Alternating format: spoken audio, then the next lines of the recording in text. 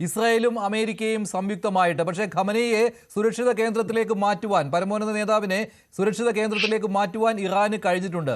പക്ഷേ എന്തൊക്കെ വന്നാലും ആത്യന്തികമായി എണ്ണയാണ് ലക്ഷ്യമിടുന്നത് എന്ന കാര്യത്തിലും സംശയമില്ലല്ലോ. നോക്കൂ മഞ്ജുഷ, ഇപ്പം ഈ ഒരു പുതിയ ലേറ്റസ്റ്റ് കോൺഫ്ലിക്റ്റ് അവരുടെ ഇറാൻ US ചർച്ചകൾ തുടങ്ങുന്ന സമയത്ത് കഴിഞ്ഞ ഒരാഴ്ച മുമ്പ് നമ്മൾ ഇതേപോലെ തന്നെ ഈ പ്ലാറ്റ്ഫോമിലൂടെ ഇരുന്നിട്ടുള്ളതാണെന്ന് തോന്നുന്നു. അന്ന് ഞാൻ പറഞ്ഞിരുന്നു, ഇറാന് വരാൻ പോകുന്നത് എന്താണോ ഇറാഖിന് സംഭവിച്ചത് അത് തന്നെയാണ്.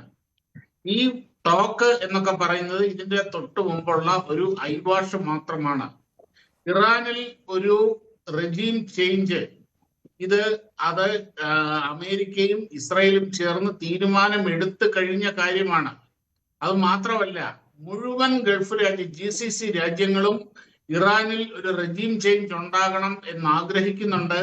എന്നാൽ മാത്രമേ ഇറാനുമായിട്ട് ഒരു മികച്ച ബന്ധത്തിൽ പോകാൻ കഴിയുകയുള്ളൂ.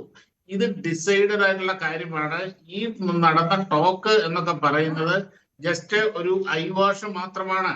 ഇതേപോലെ തന്നെ ഇറാഖുമായിട്ടും ടോക്ക് നടന്നിട്ടുണ്ടായിരുന്നു. അവരുടെ കയ്യിൽ രാസായുധങ്ങൾ ഉണ്ട് എന്നും പറഞ്ഞിട്ടായിരുന്നു കയറി അടിച്ചത്. അതൊരു കാരണം മാത്രമായിരുന്നു, ഇറാഖിന്റെ ആ സദാം ഹുസൈന്റെ കൈകളിൽ നിന്ന് മോചിപ്പിക്കുക. അവിടെ ഈ പറഞ്ഞ പോലെ അമേരിക്കയ്ക്കും പാശ്ചാത്യ രാജ്യങ്ങൾക്കും മറ്റുള്ള ഗൾഫ് രാജ്യങ്ങൾക്കും നല്ല രീതിയിൽ ആക്സസ് ഉള്ള ഒരു ഭരണകൂടത്തിനെ അവിടെ സ്ഥാപിക്കുക. അഭാവ ഭരണകൂടം എന്ന് വേണേൽ പറയാം. അത് തന്നെയാണ് ഇനി ഇറാനിലും സംഭവിക്കാൻ പോകുന്നത്.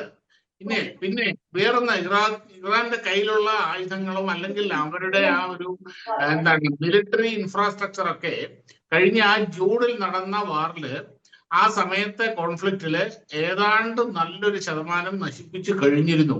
ആകപ്പാടെ ദുർബലമായി നിൽക്കുന്ന, ഇപ്പോൾ അതുപോലെ ജനപിന്തുണയും നഷ്ടപ്പെട്ട, ഇൻഫ്രാസ്ട്രക്ചറും നഷ്ടപ്പെട്ട, അതായത് അങ്ങേയറ്റം ദുർബലമായ ഒരു അവസ്ഥയിലാണ് ഇറാൻ ഉള്ളത്. ഇപ്പൊ കയ്യിലിരിക്കുന്ന എല്ലാം കൂടെ എടുത്ത് പൊട്ടിക്കുക എന്നുള്ളതല്ലാതെ അവരുടെ കയ്യിൽ ആണവായുധമൊന്നും ഇല്ല.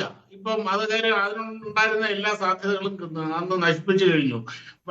ഒരുപക്ഷെ കുറച്ച് സമ്പുഷ്ട യുറേനിയം ഉണ്ടാവും. ആ സമ്പുഷ്ട യുറേനിയം എന്ന് പറഞ്ഞു കഴിഞ്ഞാൽ 50-60% ഒക്കെ സമ്പുഷ്ടീകരിച്ച് യുറേനിയം അവിടെ ഉണ്ടാവും. ഇനി 50 അല്ല 60 അല്ല, ഇനി 90% എൻറിച്ച് ചെയ്ത യുറേനിയം അവരുടെ കയ്യിൽ ഉണ്ടെങ്കിൽ പോലും അതൊരു ആണവായുധമാക്കാൻ വേണ്ട ഇൻഫ്രാസ്ട്രക്ചർ അവരുടെ കയ്യിലില്ല. അത് ആ ബേസിക് ഇൻഫ്രാസ്ട്രക്ചർ മുഴുവനും കഴിഞ്ഞ് ജൂണിൽ 12 ദിവസത്തെ ആ കോൺഫ്ലിക്റ്റിൽ പോയി കഴിഞ്ഞു.